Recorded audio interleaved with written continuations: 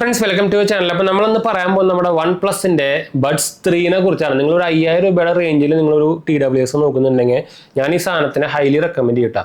ഇപ്പോൾ അതിൻ്റെ buying price വന്നേക്കുന്നത് 5500 രൂപയാണ്. പക്ഷേ നമുക്ക് കാർഡ് ഡിസ്കൗണ്ട് ഒക്കെ ആയിട്ട് 5000 രൂപയ്ക്ക് സുഖമായിട്ട് കിട്ടും. ഇത് മെയിൻലി ഇപ്പോൾ നമുക്ക് സെയിൽസും കാര്യങ്ങളൊക്കെ വരുന്നുണ്ട്. അപ്പോൾ ആ സമയത്ത് ഇത് എന്തായാലും 4500 രൂപയ്ക്ക് കുറയും കിട്ടാം.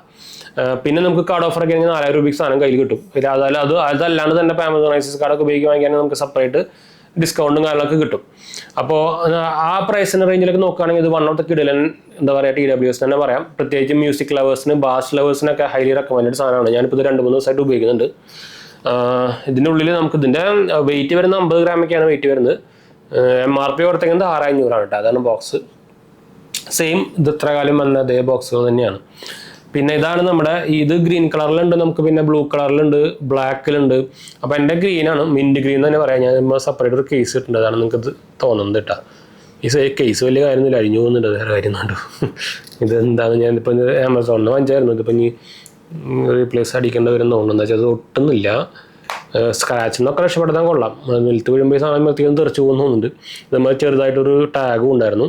അപ്പോൾ അല്ലാതെ പക്ഷേ ഇത് ഭയങ്കര ലൈറ്റ് വെയിറ്റ് ആണ്, ഫുള്ളി പ്ലാസ്റ്റിക് ആണ്. നിങ്ങൾക്ക് അറിയാം. അത് ഉള്ളിലത്തെ ഇതിൻ്റെ ഒരു സ്റ്റെമ്മ് ഉണ്ടോ, ഇതുമ്പോൾ സ്റ്റെമ്മുമ്പോൾ നമുക്കൊരു സിൽവർ ഫിനിഷിങ് കാര്യങ്ങളൊക്കെ വരുന്നുണ്ടോ, മുകളിലേക്ക് ഇല്ല, ഈ ബാക്കിയുള്ള ഭാഗത്തൊക്കെ. പിന്നെ ഇത് ഭയങ്കര കംഫർട്ടബിൾ ആയിട്ട് എനിക്ക് തോന്നി. അത് ഇനിയിപ്പോൾ ഞാനെടുത്ത് എൻ്റെ കംഫർട്ടബിളി പറഞ്ഞിട്ടില്ല, ഓരോരുത്തർക്ക് ചെവിയൊക്കെ ഡിഫറൻ്റ് ആയിരിക്കുമല്ലോ. അപ്പോൾ എനിക്ക് പക്ഷേ കറക്റ്റ് ഭയങ്കര കംഫർട്ടബിൾ ആയിട്ട് തോന്നി. പിന്നെ ഡിഫോൾട്ടായിട്ട് വന്ന ഈ ബഡ്സ് നമുക്ക് കംഫർട്ടബിൾ ആയിട്ട് തോന്നി. പിന്നെ നല്ല സീലിംഗും വരുന്നുണ്ട്. അപ്പോൾ അതുകൊണ്ട് തന്നെ ഇതിൽ ANC ഒക്കെ ഉള്ളതാണ്. ANC ഒക്കെ കിടലായിട്ട് വർക്ക് ചെയ്യുന്നുണ്ട്.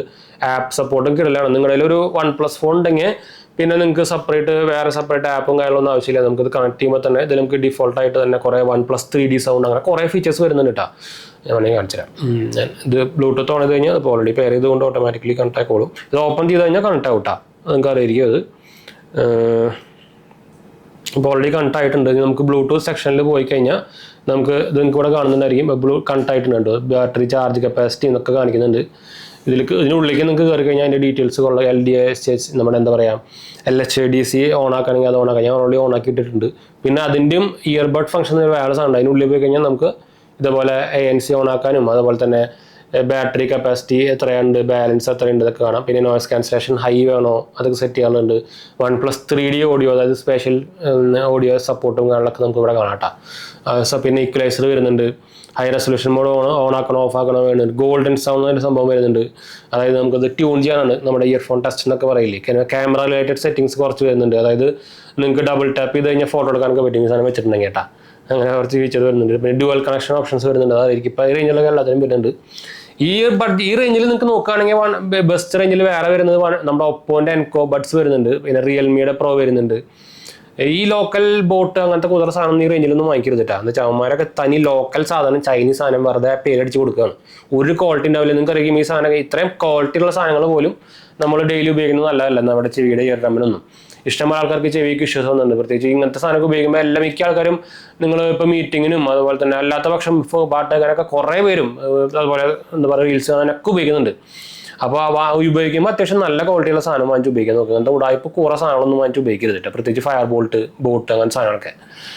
പിന്നെ 1000 രൂപ റേഞ്ചിലൊക്കെ ആണെങ്കിൽ നിങ്ങൾക്ക് വേറെ ഓപ്ഷൻസ് ഇല്ല. പക്ഷേ 2000 രൂപ റേഞ്ചിലൊക്കെ വാങ്ങിക്കുന്നുണ്ടെങ്കിൽ നിങ്ങൾക്ക് നല്ല ബ്രാൻഡ് ഇതുപോലത്തെ ഇന്റർനാഷണൽ ബ്രാൻഡിനെ കിട്ടുന്നുണ്ട്. അപ്പോൾ ഇങ്ങനത്തെ കൂതറ സാധനം വാങ്ങിച്ച് ഉപയോഗിക്കരുത് കേട്ടോ. കുറേ പേര് പ്രൊമോട്ട് ചെയ്യുന്നത്. അതുകൊണ്ടാണ് ഞാനിത് എടുത്ത് പറയാൻ കാരണം.